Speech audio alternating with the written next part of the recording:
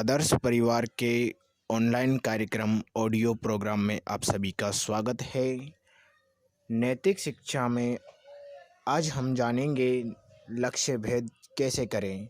ये प्रोग्राम आपके लिए मोटिवेशन के लिए भी रखा गया है और दूसरा इसका उद्देश्य है नैतिक शिक्षा में हम लोग जानेंगे तन्मयता। क्या होती है तन्मयता?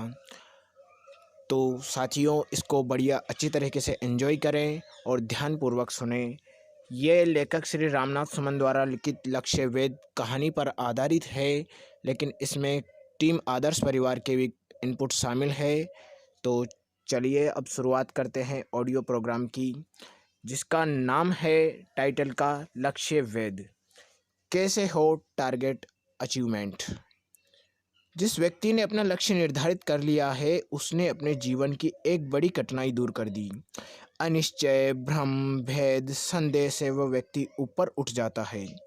तब उसके सामने केवल एक प्रश्न रहता है कि लक्ष्य भेद कैसे होगा, टारगेट की प्राप्ति कैसे होगी, जीवन के उद्देश्य की सिद्धि कैसे होगी।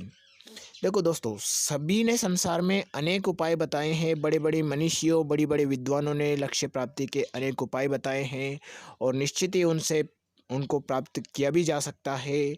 यहाँ पर भी हम एक मंत्र जिसके बारे में जानेंगे, जिसका एक छोटा सा मंत्र जो कभी निरर्थक नहीं हुआ।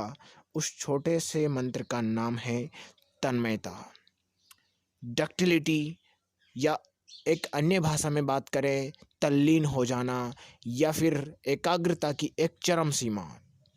जानेंगे तन्मयता को कुछ कहानियों के माध्यम से और तन्मयता का भावार्थ। आपको अपना टारगेट अचीव करना है तो आपको अपने लक्ष्य में तन्मय होना ही पड़ेगा। तन्मयता का अर्थ की अगर बात करें, तन्मयता का अर्थ है कि लक्ष्य जो है उसमें आप भर जाएं, उसमें आप लीन हो जाएं। वह लक्ष्य फैलकर आपके संपूर्ण जीवन और कार्य की प्रत्येक दिशा को ढक ले। सोते, जागते, उठते, बैठते, चलते फिरते, जीवन की प्रत्येक क्रिया में केवल लक्ष्य ही आपको दिखाई दे। चारों ओर वही का वही हो, आपका समस्त ध्यान उसी में केंद्रित हो, उससे अलग आपका जीवन असंभव हो जाए। यही है तन्मयता, तल्लीनता। इसको हम दूसरे शब्दों में ऐसे भी जान सकते हैं। आपने विवेकानंद जी का वो एक महान वक्तव्य तो अवश्य सुना होगा। उन्होंने कहा था, एक विचार लो, उस विचार को अपना जीवन बना लो, उस विचार के बारे में सोचो, उसके सपने देखो, उस विचार को जियो, अपने मस्तिष्क, मांसपेशियों, नसों, शरीर के हर हिस्से को उस विचार में डूब जाने दो और बाकी सभी विचारों को किनारे रख दो। यही सफल होने का तरीका है। आपको आशा है कि बहुत अच्छी तरीके से तन्मयता का शब्द समझ में आ गया होगा, शब्द का क्या अर्थ है और कैसे आप अपने टारगेट को प्राप्त कर सकते हो। एकाग्रता की चरम सीमा को भी हम तन्मयता कह सकते हैं, या फिर हम बोल सकते हैं कि एक समाधि की अंतिम अवस्था। दोस्तों, इस तन्मयता की से संबंधित मैं दो घटनाएं आपसे जिक्र करना चाहूँगा। इतिहास काल में दो घटनाएं, दो कहानियों के माध्यम से आपको और लक्ष्य प्राप्ति में कहीं न कहीं वो आपको प्रेरणादायक सिद्ध होंगी। तो दो ऐतिहासिक घटनाएं मुझे याद आ रही है। एक आपने देखा होगा महाभारत काल में कि वह घटना जब आचार्य द्रोण जब राजकुमारों को बाण विद्या सिखा रहे थे और जब बाण विद्या सिखाकर वो उनको कंप्लीट कर देते हैं, उसके बाद आता है परीक्षा की बारी। और परीक्षा जब शुरू होती है तो आचार्य सभी को एक जंगल में ले जाते हैं और जंगल में ले जाने के दौरान वह एक दूर स्थित पेड़ पर एक चिड़िया रख देते हैं और उसको निशाना लगाने के लिए कहते हैं कि सभी शिष्य निशाना साधो। और सभी शिष्य जब निशाना साधते हैं तो आचार्य उनसे एक प्रश्न पूछते हैं। द्रोणाचार्य जी उनसे पूछते हैं, वह कहते हैं कि बताओ तुम्हें क्या दिखाई दे रहा है। तो सभी शिष्य उनके अलग अलग प्रकार के जवाब देते हैं। कुछ कहता है कि गुरुजी मुझे वृक्ष की टहनी दिखाई दे रही है, पतली सी टहनी, उस पे चिड़िया, उसकी आँख दिखाई दे रही है। अलग-अलग कोई कुछ बताता है, कोई कुछ बताता है, सब अपने-अपने लक्ष्य के बारे में अलग-अलग जानकारी देते हैं। गुरुदेव जब अंतिम बार पूछते हैं और वो प्रश्न पूछते हैं अर्जुन से कि अर्जुन तुम्हें क्या दिखाई दे रहा है? तो अर्जुन कहते हैं कि गुरुदेव मुझे जो आपने लक्ष्य दिया था कि चिड़िया की पुतली जो आँखों की होती है उस पे लक्ष्य साधना है, मुझे उसके सिवा कुछ दिखाई नहीं दे रहा। गुरुदेव प्रसन्न हो जाते हैं, शिष्य की पीठ ठोकते हैं और कहते हैं तुम जरूर सफल होंगे, निशाना लगाओ। और निश्चय ही अर्जुन उस लक्ष्य को भेद देते हैं। ये था उनका लक्ष्य के प्रति इतना समर्पण और इतनी एकाग्रता कि उन्हें आसपास की वस्तुएं कुछ नज़र ना आए, केवल लक्ष्य ही नज़र आ रहा है। दूसरी घटना भी इतिहास काल से जुड़ी हुई है। कहानी उस समय की है जब मराठा साम्राज्य के दौरान सिंहगढ़ की विजय की बात आती है। सिंहगढ़ विजय में क्या होता है कि जो सिंहगढ़ का दुर्ग रहता है उस पर तानाजी की अगुवाई में वहाँ पर चढ़ाई होती है। कमंद की सहायता से उस दुर्ग पर चढ़ तो जाते हैं सारे मराठा। कमंद मतलब एक प्रकार का जो जानवर होता है जिसको हम लोग विष खोपड़ा, गोयरा या फिर मॉन्स्टर लिजार्ड भी कहते हैं।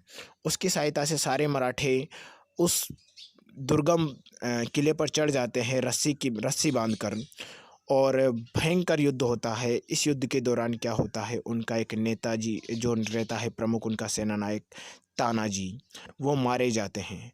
जब तानाजी वीरगति को प्राप्त करते हैं तो सभी मराठा डर जाते हैं और अपने नेता के मारे जाने से वो भयभीत होकर भागने लगते हैं।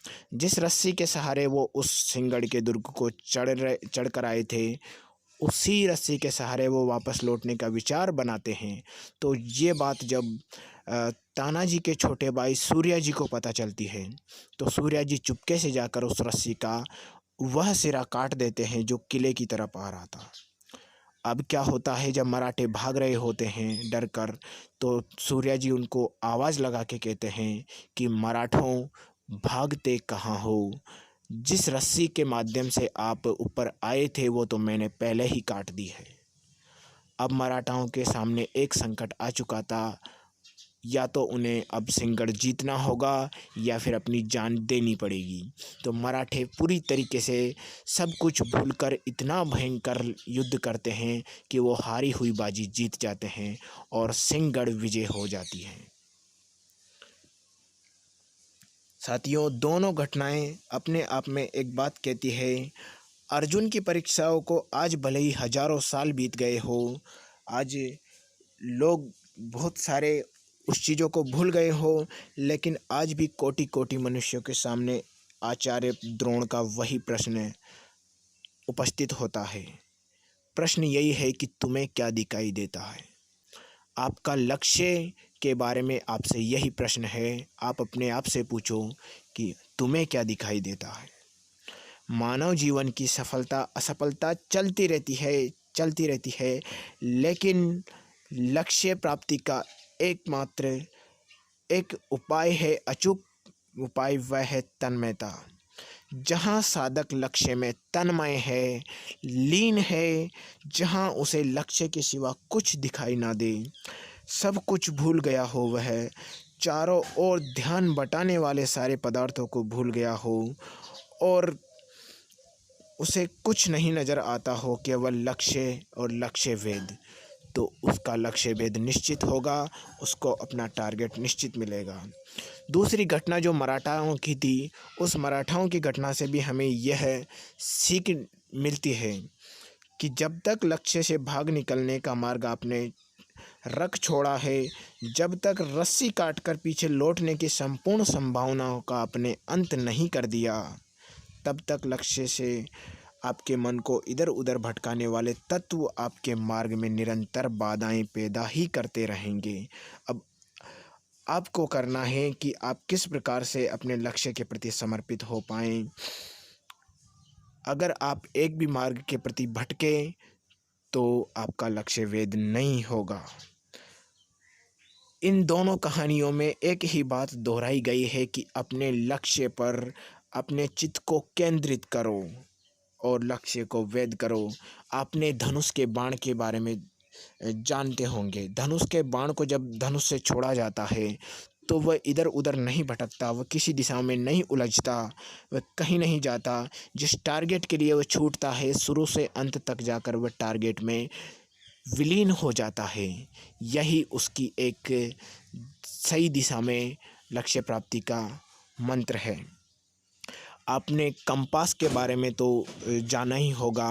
कंपास जो आपको दिशा बताता है कि उत्तर दिशा कौन सी है, दक्षिण दिशा कौन सी है, पूर्व पश्चिम दिशा कौन सी है।